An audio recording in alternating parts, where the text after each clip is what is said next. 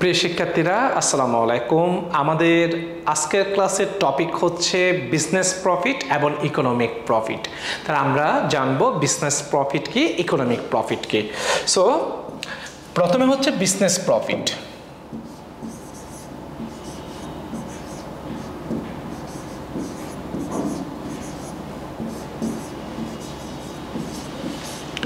Business প্রফিটটা কি? Business profit হচ্ছে বিজনেসের যে ইনকামটা হয়, যা বিজনেসের যে রেভিনিউটা হয়, অনেক সময় ইনকামও বলা হয়, অনেক সময় সেটাকে রেভিনিউ বলা হয়।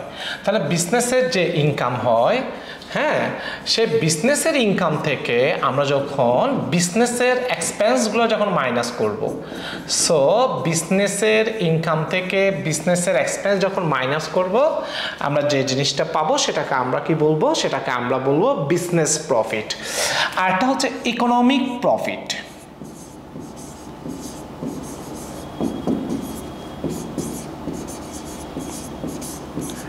ইকোনমিক প্রফিট, ইকোনমিক প্রফিটটা আমরা কিভাবে পাবো? ইকোনমিক প্রফিটটা আমরা পাবো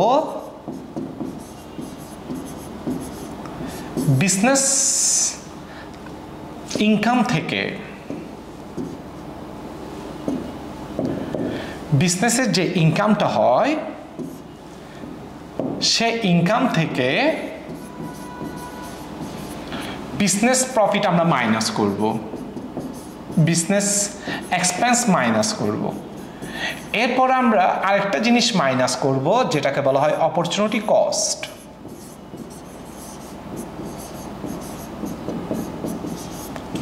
অপরচুনিটি কস্ট আমরা মাইনাস করব। তাহলে আমরা এখানে কয়টা জিনিস মাইনাস করেছিলাম? একটা। আর এখানে আমরা কয়টা জিনিস মাইনাস করছি? দুইটা। একটা হচ্ছে বিজনেস এক্সপেন্সও মাইনাস করছি, আর একটা হচ্ছে অপরচুনিটি কস্টও আমরা মাইনাস করলাম। সো আমরা যদি বলি যে এখানে যে বিজনেস ইনকাম এবং business income minus business expense, এটাকে আমরা আবার কি বলতে পারি? এটাকে আমরা বলতে পারি বিজনেস প্রফিট। তার মানে বিজনেস প্রফিট থেকে অপরচুনিটি কস্ট যখন আমরা মাইনাস করব, অপরচুনিটি কস্ট যখন আমরা মাইনাস করব, তখন আমরা যেটা পাবো সেটাকে আমরা বলবো ইকোনমিক প্রফিট। এখানে একটা অপরচুনিটি কস্ট একটা বিষয় আছে। অপরচুনিটি কস্ট জিনিসটা কি? অপরচুনিটি কস্ট হচ্ছে অল্টারনেটিভ যে অপশনগুলো থাকে, সেই অপশনগুলো থেকে বেস্ট অপশনকে বেছে নেওয়াকে বলা হয় অপরচুনিটি কস্ট। ফর এক্সাম্পল, যে আমার একটা ল্যান্ড আছে, আমি সেই ল্যান্ডে আমি চাইলে রাইস প্রোডাকশন করতে পারি, জুট প্রোডাকশন করতে পারি, ফ্রুটস প্রোডাকশন করতে পারি, অনেক কিছু করতে পারি। কিন্তু আমার কাছে অল্টারনেটিভ অপশন অনেকগুলো আছে।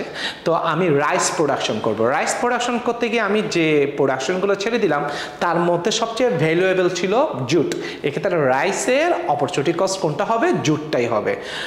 আমি যদি আরেকটা এক্সাম্পল দিই, 1000 টাকার রাইস প্রোডাকশন করতে গিয়ে 900 টাকার জুট ছেড়ে দিলাম, 800 টাকার আমি ফ্রুটস ছেড়ে দিলাম, 700 টাকার আমি ভেজিটেবল ছেড়ে দিলাম। মানে ওখানে আমি প্রোডাকশন করলে 700 টাকার ভেজিটেবল প্রোডাকশন করতে পারতাম, ওখানে আমি প্রোডাকশন করলে 800 টাকার ফ্রুটস আমি প্রোডাকশন করতে পারতাম, ওখানে আমি প্রোডাকশন করলে 900 টাকার আমি জুট প্রোডাকশন করতে পারতাম, আর এখানে প্রোডাকশন করে আমি 1000 টাকার রাইস প্রোডাকশন করছি।